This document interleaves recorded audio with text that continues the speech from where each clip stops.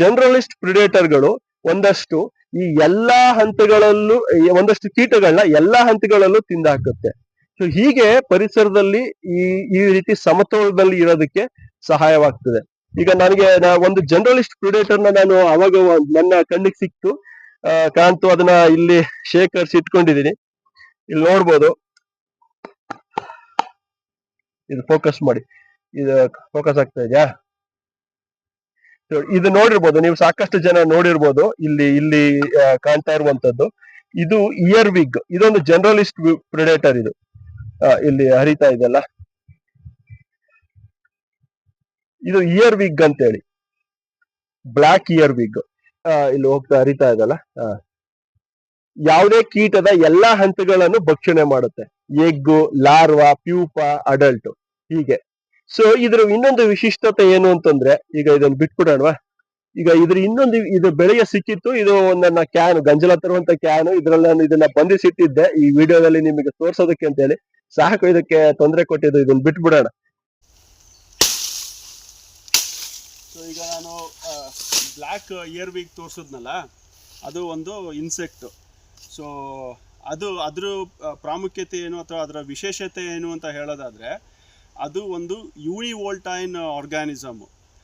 ಎಲ್ಲಿ ಪಾಶ್ಚಿಮಾತ್ಯ ರಾಷ್ಟ್ರಗಳಲ್ಲಿ, ಮುಖ್ಯವಾಗಿ ಯುರೋಪ್ ಖಂಡಗಳಲ್ಲಿ ಅದು ಯೂನಿವೋಲ್ಟೈನ್ ಇರ್ತದೆ.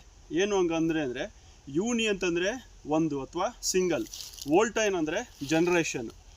ಆ ಯೂನಿವೋಲ್ಟೈನ್ ಅಂತಂದರೆ ಸೊ ಅದು ವರ್ಷಕ್ಕೆ ಬರೀ ಒಂದೇ ಒಂದು ಸಾರಿ ಅದು ಸಂತಾನೋತ್ಪತ್ತಿಯನ್ನು ಮಾಡ್ಕೊಳ್ಳುವಂಥದ್ದು. ಸೊ ಇದು ಬ್ಲ್ಯಾಕ್ ಇಯರ್ ವಿಗ್.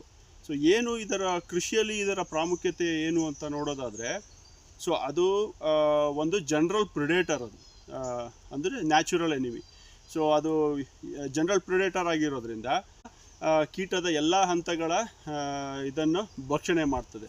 ಅದು ಎಗ್ಗು, ಲಾರ್ವಾ, ಪ್ಯೂಪ, ಅಡಲ್ಟು. ಅದು ನೋಡೋದಕ್ಕೆ ಅಷ್ಟು ಚಿಕ್ಕದಾಗಿದ್ರೂ ಸಹ ಸೊ ಎಲ್ಲ ಹಂತಗಳನ್ನು, ಕೀಟದ ಎಲ್ಲ ಹಂತಗಳನ್ನು ಭಕ್ಷಣೆ ಮಾಡಿ ಸೊ ಒಂದು ಪರಿಸರದಲ್ಲಿ ಒಂದು ಸಮತೋಲನದಲ್ಲಿ ಇಡೋದಕ್ಕೆ ತನ್ನ ಕೊಡುಗೆಯನ್ನು ನೀಡ್ತದೆ.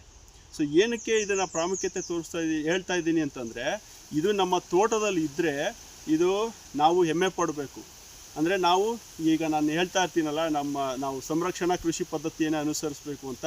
ಏನನ್ನು ಸಂರಕ್ಷಣೆ ಮಾಡಬೇಕು? ಈ ಥರ ಫ್ಲೋರಾ ಆ್ಯಂಡ್ ಫಾನಾ, ಇವುಗಳನ್ನ ಸಂರಕ್ಷಣೆ ಮಾಡಬೇಕು. ಇವುಗಳ ಸಂರಕ್ಷಣೆ ಆದರೆ ಪರಿಸರದಲ್ಲಿ ಸಮತೋಲನವನ್ನು ಕಾಪಾಡ್ತವೆ, ಎಕೋಸಿಸ್ಟಮ್ ಬ್ಯಾಲೆನ್ಸ್ ಆಗುತ್ತೆ. ಸೊ ಅಲ್ಲಿ ಯೂನಿವೋಲ್ಟೈನ್ ಆದರೆ, ಅಂದರೆ ಒಂದು ವರ್ಷಕ್ಕೆ ಒಂದೇ ಸರಿ ಸಂತಾನೋತ್ಪತ್ತಿಯನ್ನು ಮಾಡಿದ್ರೆ, ನಮ್ಮಂತಹ ಉಷ್ಣವಲಯ ರಾಷ್ಟ್ರಗಳಲ್ಲಿ ಅಥವಾ ಟ್ರಾಪಿಕಲ್ ಕಂಟ್ರೀಸಲ್ಲಿ ಅದು ಬೈ ವೋಲ್ಟೈನ್ ಇರ್ತದೆ ಕೆಲವು ಸಾರಿ, ಅಥವಾ ಇನ್ನು ಕೆಲವು ಸಾರಿ ರೇರ್ ಆಗಿ ಮಲ್ಟಿ ವೋಲ್ಟೈನ್ ಸಹ ಇರ್ತದೆ. ಸೊ ಈಗ ನನ್ನ ತೋಟದಲ್ಲಿ, ಈ ತೋಟದಲ್ಲಿ ಕಂಡು ಬಂದಂಗೆ ಅದು ಬೈ ವೋಲ್ಟೈನ್ ಇರ್ಬೋದು ಅಥವಾ ಮಲ್ಟಿ ವೋಲ್ಟೈನ್ ಇರ್ಬೋದು. ಯಾಕೆ ಈಗ ಹೇಳ್ತಾ ಇದ್ದೀನಿ ಅಂತಂದರೆ, ನಾನು ಅವುಗಳನ್ನ ಸಾಕಷ್ಟು ನೋಡ್ತಾ ಇದ್ದೀನಿ, ಇವುಗಳನ್ನ ಇಲ್ಲಿ ವೃದ್ಧಿಯಾಗಿರುವಂಥದ್ದು. ಸೊ ಇವುಗಳು ಈಗ ಇವನ್ ರೂಟ್ ಗ್ರಬ್ಸ್ದು ಎಗ್ಸನ್ನು ಕೂಡ ತಿಂದಾಗ್ತದೆ. ಸೊ ಹಾಗಾಗಿ ಎಲ್ಲಗಳನ್ನ ಹತೋಟಿಯಲ್ಲಿ ಇರ್ತವೆ. ಈಗ ನಾನೀಗ ಇಲ್ಲಿ ಮಲ್ಚ್ ಮಾಡಿರುವಂತಹ, ಇಲ್ಲಿ ತೋರಿಸಿ, ಈಗ ಇಲ್ಲಿ ಮಲ್ಚ್ ಮಾಡಿದ್ದೀನಲ್ಲ, ಇಂಥ ಗರಿಗಳು, ಇವುಗಳನ್ನ ಎತ್ತಿ ನಾನು ಸೂಕ್ಷ್ಮವಾಗಿ ನೋಡಿದ್ರೆ ಅವುಗಳಲ್ಲಿ ಕೆಳಗಡೆ ಇರ್ತಾವೆ ಇದು ಏನು. ಹಾಗಾಗಿ ನಾನು ಏನು ಕನ್ಸರ್ವೇಷನ್ ಅಗ್ರಿಕಲ್ಚರಲ್ ಪ್ರಾಕ್ಟೀಸಸ್ಗೆ ಒತ್ತು ಕೊಡ್ತಾ ಇರೋದು. ನೀವು ಸಹ ಈಗ ನೀವು ವೀಕೆಂಡ್ ಫಾರ್ಮರ್ ಆಗಿರ್ಬೋದು ಅಥವಾ ಇನ್ಯಾವುದೇ ಬೇರೆ ನಿಮ್ಮ ತೋಟಗಳಲ್ಲಿ ಸುಮ್ಮನೆ ಅನ್ನೆಸೆಸರಿ ನೀವು ತೋಟವನ್ನು ಉಳೋದಕ್ಕೆ ಹೋಗಬೇಡಿ. ಸೊ ಇಲ್ಲಿ ಏನು ಕಳೆ ಬರ್ತದೆ ಅದನ್ನು ಬ್ರಷ್ ಕಟರಲ್ಲಿ ನಿರ್ವಹಣೆ ಮಾಡ್ಕೊಳ್ಳೋಣ. ಸೊ ಈ ರೀತಿ ಬಂದಂತಹ ಗರಿಗಳನ್ನ ಈ ಥರ ಮಲ್ಚಿಂಗ್ ಮಾಡೋಣ. ಈ ಮಲ್ಚಿಂಗ್ ಕೆಳಗಡೆ ಅದು ಸ್ವಲ್ಪ ನಾಕ್ಟರ್ನಲ್ ಅದು ಆ್ಯಕ್ಟಿವಿಟಿ ಇರ್ತದೆ, ಮತ್ತು ಶೈ ನೇಚರ್ ಇರ್ತದೆ ಈ ಇನ್ಸೆಕ್ಟ್, ಈ ಬ್ಲ್ಯಾಕ್ ಇಯರ್ ವಿಗ್ಗೆ. ಸೊ ಇವುಗಳು ಈ ಕೆಳಗಡೆ ಔತ್ಕೊಂಡಿರ್ತವೆ ಈ ಹಗಲೊತ್ತಿನಲ್ಲಿ. ಸೊ ನೈಟ್ ಹೊತ್ತಲ್ಲಿ ಅವುಗಳ ಕೆಲಸ ಶುರು ಮಾಡ್ಕೊಳ್ಳುವಂಥದ್ದು. ಸೊ ಹಾಗಾಗಿ ಇವುಗಳನ್ನ ನಾವು ಸಂರಕ್ಷಣೆ ಮಾಡ್ಕೋಬೇಕು. ಈ ರೀತಿ ಅದೊಂದೇ ಅಲ್ಲ, ಸಾಕಷ್ಟು ಇಲ್ಲಿ ನೆನ್ನೆ ಒಂದು first time in my life ನಾನು ಗ್ರೀನ್ ಲೇಸ್ ವಿಂಗ್ ನೋಡಿದೆ. ಅದೊಂದು ಒಂದು ನ್ಯಾಚುರಲ್ ಎನಿಮಿ, ಅದು ಪ್ರಿಡೇಟರು. ಸೊ ಹಾಗಾಗಿ ಇಲ್ಲಿ ಸಾಕಷ್ಟು ಪ್ರೇಯಿಂಗ್ ಮ್ಯಾಂಟಿಸ್ಗಳನ್ನೂ ಸಹ ನಾನು ನೋಡ್ತಾ ಇದ್ದೀನಿ. ಸೊ ಈ ರೀತಿ ನಾನು ಸಂರಕ್ಷಣಾ ಕೃಷಿ ಪದ್ಧತಿಯನ್ನು ಅನುಸರಿಸ್ತಾ ಇರೋದ್ರಿಂದ ನಾನು ಜೀವನದಲ್ಲಿ ಇದುವರೆಗೂ ನೋಡದೇ ಇರುವಂತಹ ಇಷ್ಟೊಂದು ವೈವಿಧ್ಯಮಯ ಕೀಟಗಳನ್ನ ಇರ್ಬೋದು, ಪ್ರಾಣಿ ಇವೆಲ್ಲ ಇಂಥವೆಲ್ಲ ನಾನು ನೋಡ್ತೀನಿ ಅಂತ ಅಂದ್ಕೊಂಡೇ ಇರಲಿಲ್ಲ. So I feel like I am privileged to watch this. ಹಾಗೆಯೇ ಬಟರ್ಫ್ಲೈಸ್ ಕೂಡ, ಚಿಟ್ಟೆಗಳು ಸಹ ಇಲ್ಲಿ ಕನ್ಸರ್ವ್ ಆಗ್ತವೆ. ಈಗ ಅವುಗಳಲ್ಲಿ ಪಶ್ಚಿಮ ಘಟ್ಟ ಇರ್ಬೋದು ಅಥವಾ ಮಲೆನಾಡಿನ ಪ್ರದೇಶ ಇರ್ಬೋದು, ಅಲ್ಲಿ ಯಥೇಚ್ಛವಾಗಿ ಮಳೆ ಆದಂಥ ಸಮಯದಲ್ಲಿ ಅವುಗಳು ಬಯಸೀಮೆಗೇ ವಲಸೆ ಬರ್ತವೆ, ಮೈಗ್ರೇಟ್ ಆಗಿ ಬರ್ತವೆ. ಸೊ ಏನೋ ಒಂದು ಸೂಕ್ತವಾದಂತಹ ಹ್ಯಾಬಿಟ್ಯಾಟ್ನ ಅರಸ್ಕೊಂಡು ಬರ್ತವೆ, ಆವಾಸ ಸ್ಥಾನವನ್ನು. ಹೀಗೆ ಸೂಕ್ತವಾದಂಥ ಆವಾಸ ಸ್ಥಾನ ಇಲ್ಲ ಅಂತಂದರೆ ಏನಿರಬೇಕು ಅವುಗಳ ಆವಾಸ ಸ್ಥಾನ ಅಂತಂದರೆ, ಅವುಗಳಿಗೆ ಏನು ಆಹಾರ, ಶುಗರಿ ವಾಟರ್ ಬೇಕು, ನೆಕ್ಟರ್ ಬೇಕು, ಮಕರಂದ ಬೇಕು. ಅವುಗಳಿಲ್ಲ ಅಂತಂದರೆ ಅವುಗಳು ನಶಿಸಿ ಹೋಗ್ತವೆ. ಹೀಗೆ ನಾವು ಎಷ್ಟೋ ಪ್ರಾಣಿ ಸಂಕಲಗಳನ್ನ ನಾವು ಏನೋ ಈ ಭೂಮಿಯಿಂದ ನಶಿಸೋ ಹಾಗೆ ಮಾನವನ ಕೊಡುಗೆ ಇದೆ. ಅದರಲ್ಲೂ ಕೃಷಿ ಚಟುವಟಿಕೆನೇ ಹೆಚ್ಚಾಗಿ ಕೊಡುಗೆ ಕೊಡ್ತಾ ಇರುವಂಥದ್ದು. ಹಾಗೆ ಇನ್ನೊಂದು ಮುಖ್ಯ ವಿಚಾರ, ನಾನು ಡಿಸ್ಕ್ರಿಪ್ಷನಲ್ಲಿ ಹಾಕ್ತೀನಿ ಈ ಬ್ಲ್ಯಾಕ್ ಇಯರ್ ವಿ ಬಗ್ಗೆ. ಐರೋಪ್ಯ ರಾಷ್ಟ್ರಗಳಲ್ಲಿ ಅವರು ಆ್ಯಪಲ್ ಬೆಳೀತಾರಲ್ವ, ಸೇಬನ್ನು ಬೆಳೀತಾರೆ. ಅಲ್ಲಿ ಇದರ ಸಂಖ್ಯೆಯನ್ನು ಹೆಚ್ಚು ಮಾಡ್ಕೊಳ್ಳೋಕೆ ನೋಡ್ತಾ ಇದ್ದಾರೆ.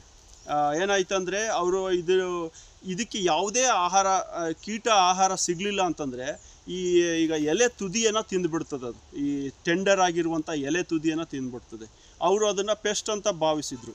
ಸೊ ಅದು ರೇರ್ ಇನ್ಸಿಡೆಂಟ್, ಅದು ಆ ರೀತಿ ಅದು ಮಾಡೋದಂಥದ್ದು. ಅದಕ್ಕೆ ಆಹಾರ ದೊರಕದೇ ಇದ್ದಂಥ ಸಮಯದಲ್ಲಿ ಯಾವುದೇ ಚಿಗುರು ಅಥವಾ ಟೆಂಡರ್ ಆಗಿರುವಂಥದ್ದನ್ನು ತಿಂದುಬಿಡ್ತದೆ. ಅದನ್ನು ಪೆಸ್ಟ್ ಅಂತ ಭಾವಿಸಿ ಯಥೇಚ್ಛವಾಗಿ ಕೀಟನಾಶಕವನ್ನು ಬಳಸಿ ಅದನ್ನೆಲ್ಲ ನಾಶ ಮಾಡ್ಕೊಂಬಿಟ್ರು. ಈಗ ಸಾವಯವವಾಗಿ ಅವರು ಆ್ಯಪಲನ್ನು ಬೆಳಿಬೇಕು ಅಂತ ನೋಡ್ತಾ ಇದ್ದಾರೆ. ಆದರೆ ಅದು ಹೇಗೆ ಸಾವಯವವಾಗಿ ಬೆಳಿಬೇಕು ಅಂತಂದರೆ ಇದನ್ನು ಸಹ ವೃದ್ಧಿ ಮಾಡ್ಕೊಳ್ಳೋದಕ್ಕೆ ನೋಡ್ತಾ ಇದ್ದಾರೆ.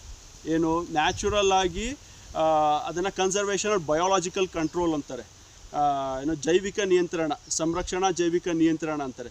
ಇಂತಹ ನ್ಯಾಚುರಲ್ ಎನಿಮೀಸ್ ಅಥವಾ ಪ್ರಿಡೇಟರ್ಸ್ಗಳನ್ನ ಅವರ ತೋಟಗಳಲ್ಲಿ ಹೆಚ್ಚು ಮಾಡ್ಕೊಳ್ಳೋದಕ್ಕೆ ಪ್ರಯತ್ನ ಪಡ್ತಾ ಇದ್ದಾರೆ. ಆದರೆ ನಾನು ಈಗಾಗಲೇ ಹೇಳಿದಾಗೆ ಅದು ಯೂನಿವೋಲ್ಟೈನ್, ವರ್ಷಕ್ಕೆ ಒಂದೇ ಸರಿ ಸಂತಾನೋತ್ಪತ್ತಿ ಮಾಡ್ಕೊಳ್ಳೋದ್ರಿಂದ ಅವುಗಳನ್ನ ಸಂಖ್ಯೆಯನ್ನು ಅವ್ರು ಹೆಚ್ಚು ಮಾಡ್ಕೊಳ್ಳೋಕ್ಕಾಗ್ತಾ ಇಲ್ಲ. ಆದರೆ ನಮ್ಮಲ್ಲಿ ಅವುಗಳು ಬೈವೋಲ್ಟೈನ್ ಇರ್ತವೆ, ಕೆಲವೊಂದು ಸರಿ ಮಲ್ಟಿವೋಲ್ಟೈನ್ ಇರ್ತವೆ. ಹಾಗಾಗಿಯೇ ನಾನು ಇಷ್ಟೊಂದು ಪ್ರಮಾಣದಲ್ಲಿ ಅದನ್ನು ನೋಡ್ತಾ ಇರೋದಿಲ್ಲಿ.